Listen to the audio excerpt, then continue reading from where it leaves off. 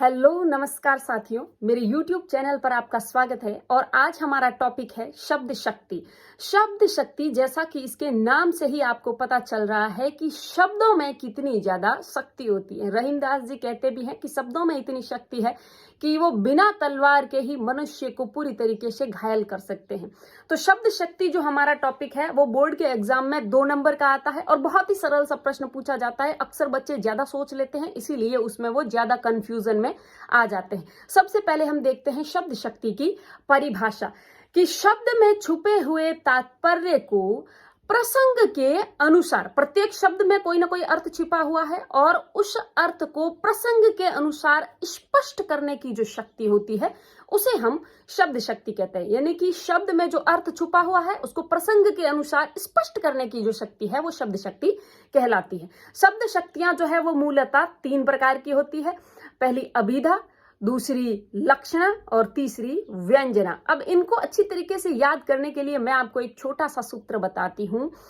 अभिधा सब कुछ कह देती है, अभिधा सब कुछ कह देती है, लक्षणा कुछ कहती है और कुछ छुपा लेती है, और व्यंजना सब कुछ पाठक पर छोड़ देती है। अभिधा सब कुछ कह देती है, यानी कि अभिधा में वाक्य इतना ज्यादा सरल होगा कि आपको पढ़ते ही सीधे के सीधे वो समझ में आ जाएगा। जैसे कहें कि राम होशियार है, सीता खाती है, श्रीमान नरेंद्र मोदी भारत के प्रधानमंत्री है, या एक जो 2018 के बोर्ड एग्जाम में भी आया था कि चमेली का पुष्प श्वेत वर्ण का सुगंधित पुष्प है। बच्चे इसमें बहुत ज्यादा कंफ्यूजन में रहे थे और उनको बताया गया था बकायदा कि इसमें लक्षणा शब्द शक्ति है, पढ़ाया था मैंने, फिर भी उन्होंने ये चीज गलत कर दी। इसमें छुपा हुआ क्या है? कुछ भी नहीं। चमेली का पुष्प है, वो श्वेत वर्ण का यानी कि सफेद रंग का है और सुगंधित पुष्प है। सिर्फ उसमें संस्कृत के शब्द ज्यादा प्रयोग में ला लिए गए, या फिर आप कहें कि मुश्किल जो भाषा है, शब्दावली थोड़ी कठिन है, संस्कृत निष्ठ है, इससे आपने उसमें वो कंक्लूजन निकाल लिया, वो गलत है। तो देखिए, सबसे पहले 3 भेद है, अभिधा, लक्षणा और व्यंजना। अभिधा सब कुछ कह देती है, बहुत ही ज्यादा सरल वाक्य होता है, पढ़ते ही आपको सीधा समझ में आ जाता है। इसकी परिभाषा है कि शब्द की जिस शक्ति से किसी शब्द के सबसे साधारण या लोक प्रचलित अर्थ का बोध होता है, वहां अभिधा शब्द शक्ति होती है। लोक प्रचलित और सीधा साधारण सा वाक्य होगा। जैसे श्री राम मर्यादा पुरुषोत्तम है, बहुत ही सीधा सा वाक्य है। गुलाब का फूल बहुत सुंदर है। गाय घास खाती है, गाय दूध देती है। घोड़ा सवारी के काम आता है, बिल्कुल सही है। या घोड़ा तेज दौड़ता है। दशरथ अयोध्या के राजा थे, बिल्कुल। और श्रीमान नरेंद्र मोदी भारत के प्रधानमंत्री है। अब इसके बाद हम दूसरी शब्द शक्ति, आपको समझ में आ गई होगी कि सीधा वाक्य पढ़ते ही सीधा समझ में, यानी कि अभिधा, यानी कि मूल अर्थ को समझने में कोई बाधा उत्पन्न नहीं होगी।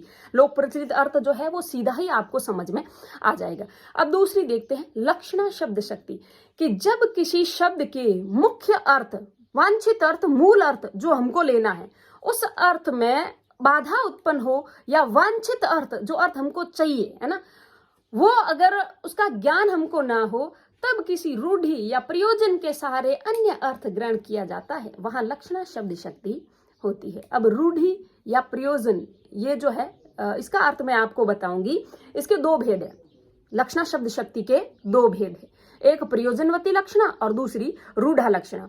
प्रयोजनवती, प्रयोजन का मतलब होता है उद्देश्य, जहां हम किसी उद्देश्य से कोई मूल अर्थ ग्रहण करते हैं। जैसे कि हम कहें कि लाला लाजपत राय पंजाब के शेर हैं। क्या वो सचमुच में शेर है? नहीं, वो एक मनुष्य है, लेकिन उसकी बहादुरी की तुलना जंगल के राजा शेर से करेंगे हम। बहादुर बहादुर एक जैसे होने चाहिए ना, जैसे महान महान की तुलना की जाती है, घटिया घटिया की तुलना की जाती है, वैसे ही साहसी वो मनुष्य है, शेर नहीं है। इसलिए प्रयोजनवती लक्षणा के सहारे हमने ये अर्थ ग्रहण किया है। अब दूसरी है रूढ़ा। रूढ़ा जो है, जैसे किसी एक अर्थ विशेष के लिए, एक किसी शब्द विशेष के लिए हमेशा से कोई शब्द प्रचलित है, हमेशा से चलता आया है, तो वो उसके लिए रूढ़ हो जाता है। जैसे कि आत्मा के लिए हंस शब्द का प्रयोग, उड़ जाई रे हंसा अकेला, है ना, उस प्रकार के आपने सुने होंगे। तो अब हम इसके उदाहरण देख लेते हैं। पहला, लाला लाजपत राय पंजाब के शेर हैं, यहाँ शेर शब्द, उसमें प्रयोजनवती लक्षणा है। सारा घर मेला देखने गया है, घर कैसे मेला देखने जा सकता है? घर के सारे लोग जो है वो मेला देखने गए हैं। तो यहाँ पे भी लक्षणा शब्द शक्ति। नरेश तो गधा है,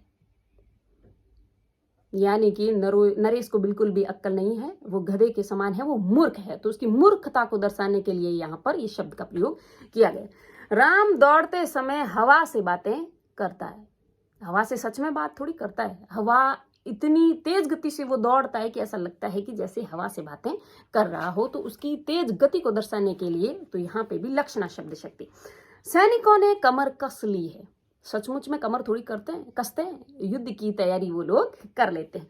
मेरा घर गंगा पर है। पर कैसे हो सकता है भाई साहब, नदी में बह नहीं जाएगा, वो गंगा के किनारे पर है, लेकिन लोग बोलने में अक्सर ऐसा ही बोलते हैं। तो इसका सीधा सीधा अर्थ ग्रहण हम नहीं कर सकते, हमको ये सोचना पड़ेगा कि अच्छा गंगा नदी के किनारे पर उसका घर है।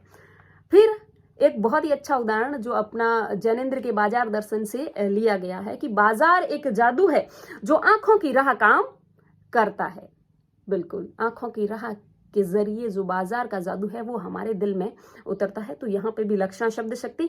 फिर राजेश का पुत्र तो ऊंट हो गया है जी, यानी कि उसकी हाइट जो है वो बहुत ज्यादा बढ़ गई है। तो इस प्रकार से देखिए, जो सूत्र हमने बोला था, अभिधा सब कुछ कह देती है, लक्षणा कुछ कहती है और कुछ छिपा लेती है, पूरा कुछ नहीं कहती। हमें या तो प्रयोजन या रूढ़ा के सहारे पूरा उससे कहलवाना पड़ता है। और व्यंजना सब कुछ पाठक पर छोड़ देती है। पाठक को है कि उसका क्या अर्थ ग्रहण करना है। जैसे इसका एक उदाहरण जो बहुत प्रचलित रहा है हमेशा से कि संध्या हो गई है। अब इसका सब अपने अपने अनुसार उदाहरण अर्थ ले सकते हैं कि जैसे संध्या हो गई है तो कोई अगर व्यक्ति पूजा करता है संध्या के समय तो उसको ध्यान आएगा, अरे मुझे तो पूजा करनी है।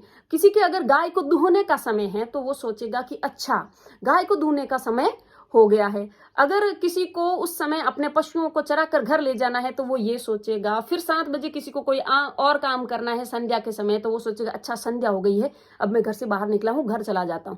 तो व्यंजना सब कुछ पाठक पर छोड़ देती है। आपके सामने वाक्य है, आप उसको पढ़िए, आप उसमें क्या समझना चाहते हैं वो छोड़ दीजिए, है ना। अपने अपने अनुसार पाठक अपने अर्थ अपने आप ले लेंगे। तो इसका जो परिभाषा है कि जब वाच्यार्थ यानी कि अभिधा या लक्ष्यार्थ यानी कि लक्षणा शब्द शक्ति से जब बाधा उत्पन्न होने पर किसी अन्य ही अर्थ में यानी कि व्यंग्य के अर्थ में जब अर्थ ग्रहण किया जाता है तो वहां पर व्यंजना शब्द शक्ति होती है। और सबसे ज्यादा पता है व्यंजना कहाँ मिलती है?